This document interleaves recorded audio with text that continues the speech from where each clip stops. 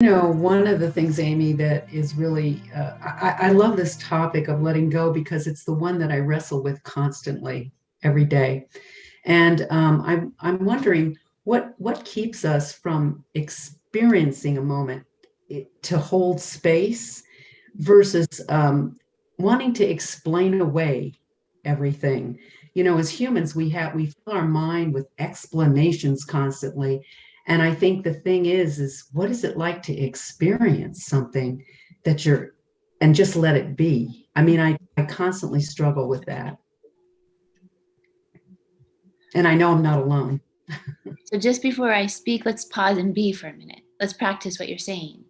So I suggest hand to the heart for a moment. Just this is called heart-centered breathing. It helps calm the nervous system. It comes from the work of um, Dr. Laura Markham in New York. Just let the eyes close. Soften the muscles around the eyes and the mouth.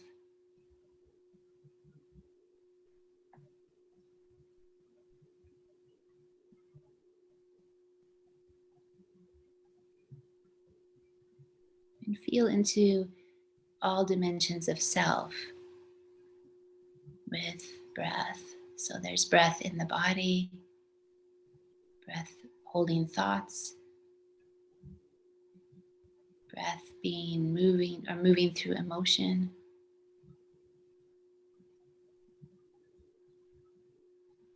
And breath in the mystery we might call spirit or soul.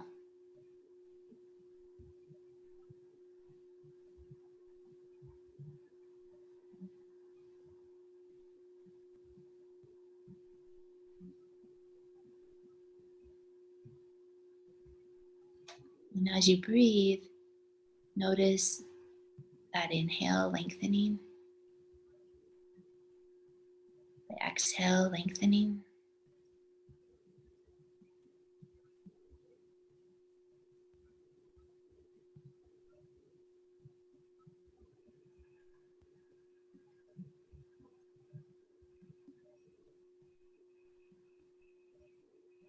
And take one more deep breath in and out.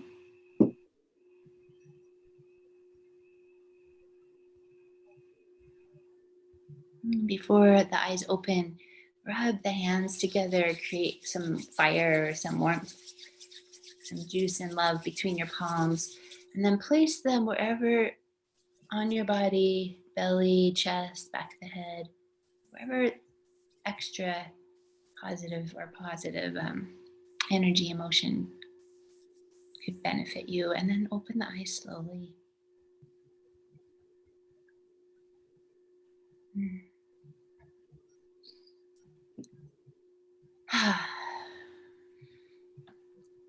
Thank you. That was so beautiful. Right. Wonderful.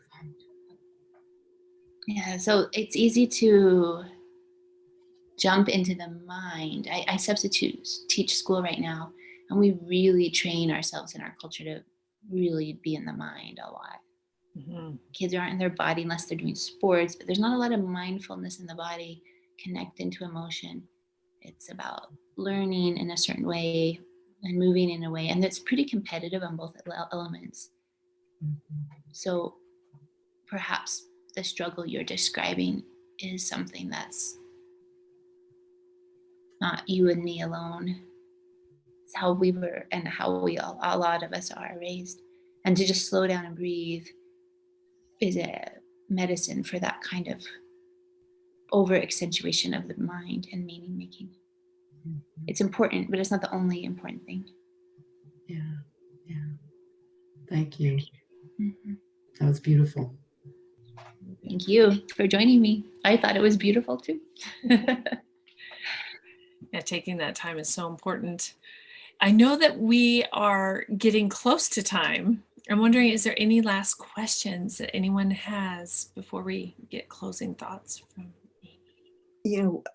There is one thing that you've touched on, but as end-of-life doulas, death doulas, we're all about, and I said it earlier, helping people let go. So, how What have you learned about how people live their lives and how they let go at the end of their life? Is there anything that you see Right. a pattern or anything that could help end of life doulas really connect with those they're working with and the families on letting go? I wonder if that dialectic could be something, could be the source of a conversation with the dying person or the family. You know, what's important to hold on to, and what can we release? Because I think part of the fear of like just letting go is my legacy's gone, my personality's gone, my body's gone, my love is gone, my family's gone, my finances are gone, my control is gone. Yeah. All of it is gone, gone, gone. And I am not convinced yet that death means it's all gone. It means there's a huge transformation, and Mhm. there's a significant release. And I think it's possible that there's also a deep holding on, because people I've loved who've died have visited me in dreams, have been with me and when I drive my car to work. They're in my heart, they're in my mind, and it's not because I have a problem letting go. So I wonder if death doulas spent time in that dialectic of what for this family is important to hold on to, and what for this family is important to release. And I think that might help the dying person feel held. Mm. It's beautiful. You know, as you say that, I have a friend that asked her father the day that he died, how would you like us to remember you and know that you're near? And he said, dragonflies. Mm. Every time you see a dragonfly, know I'm near you. I'm with you. I'm there with you. And so whenever she sees a dragonfly, she knows her dad is there. So, you know, she had the courage to ask her dad that question that gave her this beautiful gift. Oh, I love that story. It's beautiful. Mm. And Amy, how do you keep your faith alive in love? You know, we've talked about that love connecting all of us. And that's, I think, one of the hardest things is to think about that active love, that physical love, being able to hug and kiss and hold and, you know, see one another changes when we die. Um, what helps you with your faith in the work that you do? I'm just going to put a plug in for your book because Mm. it just is, it's weaved, rich, Mm. full, along with a lot of humbleness on your part that is really rich. So, but I would just love to hear where you're at now. Well, I struggle. I think we struggle. I'll say I struggle with the immensity of grief, especially when there's loss that's connected to what I would call injustice. Mhm. All these Russian soldiers lately just sent to slaughter in Ukraine, and all these Ukrainians navigating what it's like to be in cities with bombs falling on their heads. I don't even know how to imagine that fully. I've never lived close to that. So I think a big test, if I flew to Kiev and spent a month, and then you asked me that question. So I try to remember my responses are woven into a life that has not known significant violence. I've known injustice. I felt